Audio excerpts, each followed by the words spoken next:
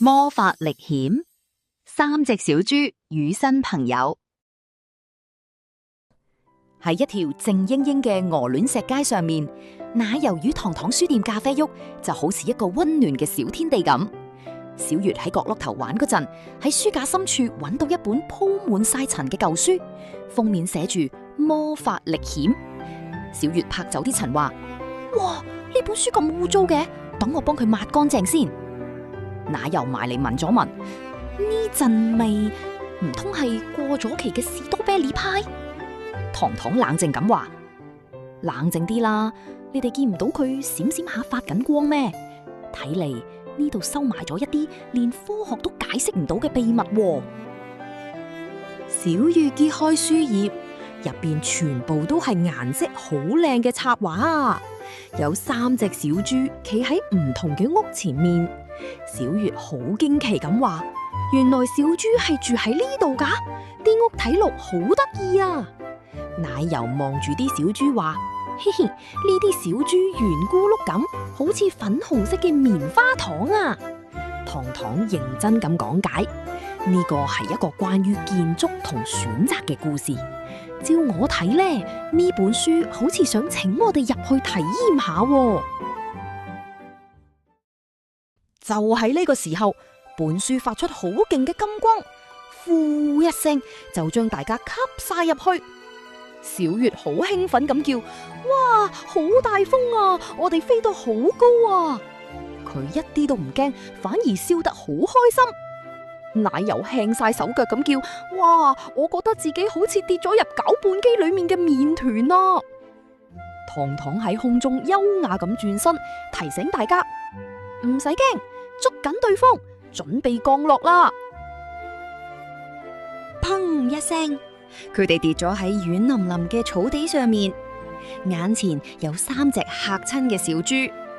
小月好奇咁問：點解呢度會有粉紅色嘅小豬嘅？奶油興奮咁衝過去：嘿，小豬，你哋好，我係專業試食員奶油啊！小豬嚇到騰騰震啊！糖糖優雅咁坐低話：唔使驚，呢度係童話世界，小豬唔使擔心，我哋係嚟幫手噶。第一隻小豬想用稻草起屋，小月跑過去幫手執起啲草話：小豬，我幫你，我哋將啲草堆埋一齊啦。但係風一吹，啲稻草就散晒啦。奶油捐入草堆，個鼻痕到不得了，乞嗤！呢啲乾草仲軟過發包啊！我唔中意啊！糖糖搖搖頭話：稻草太輕啦，我哋要明白，一定要用硬淨嘅物料起屋，先至可以保護到屋企噶。第2隻小豬用樹枝起屋，奶油咧想 show 下佢有幾大力，用頭頂住條木喺度搖啊搖，睇下我嘅平衡術。呢條木好似一條超長嘅餅乾啊！點知啊，佢唔小心踩到嘢跌親，啲木跌到周圍都係。小月扶起傷心嘅小豬話：間屋跌冧咗啊！唔緊要，我哋再試多次啦。糖糖話：木雖然比草強少少，但都係唔夠穩陣，我哋需要一個更好嘅計劃。第3隻小豬搬咗啲紅磚嚟，糖糖指住啲磚話：呢啲先係我哋需要嘅物料。要先打好地基，再一塊一塊咁搭上去。小月摸下啲磚，笑住話：呢啲磚頭好似蘋果咁紅，而且好硬，一定唔怕大風吹。奶油流晒口水話：呢啲色令我諗起紅燒肉啊！交俾奶油啦，一定好好味。唔係，係好厚正啫。大家都開始好勤力咁搬磚啊！小月推住架手推車叫：大家加油！1、2、1、2。奶油用牙咬住條繩拉車，個 pat pat 搖來搖去。哎呀，呢樣嘢唔科學啊！呢啲磚仲重過1萬個漢堡包啊！糖糖喺度指揮住，保持節奏。睇下，只要我哋團結一齊，速度就快好多噶啦！小月好認真咁學茶泥，佢話要用小鏟仔將啲泥抹到平一平先至得噶。奶油都想幫手，點知跌咗落泥漿。哎呀！不過呢啲泥聞落竟然有少少似黑朱古力味喎。糖糖嘆咗個氣，幫小月抹面。啊，奶油，你又搞到一鑊粥啦。不過小月做得好好，間屋嘅結構好穩陣啊。屋仔就快起好嗰陣，小月發現牆角有一朵謝咗嘅花，佢好心痛咁話：呢朵花好口渴啊，等我一陣，我而家就攞水救你。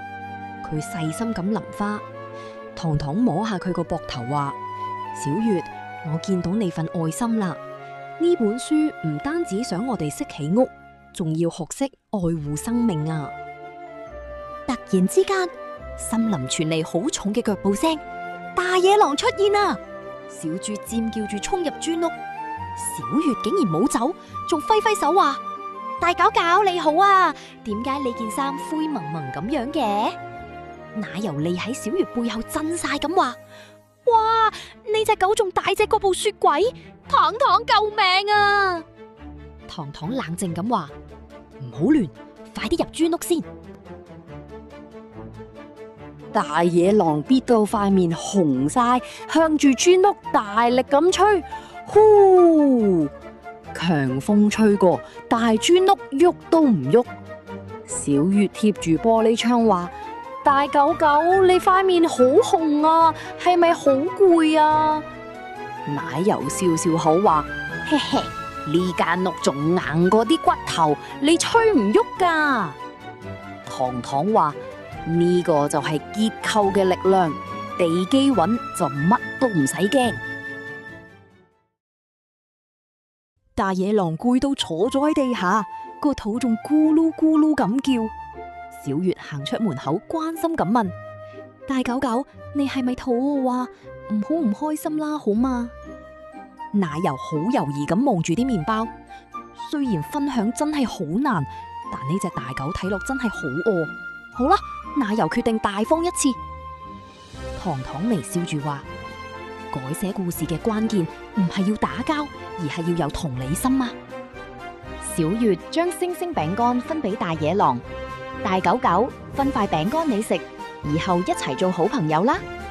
大野狼第一次露出好溫暖嘅笑容，奶油好滿足咁咬住餅乾話：大家一齊食，比我一個人偷食仲開心啊！糖糖望住大家話：分享快樂會變成雙倍噶，小豬唔使再驚，大野狼都揾到屋企人啦。故事書發出柔和嘅光，要送佢哋返去現實世界啦。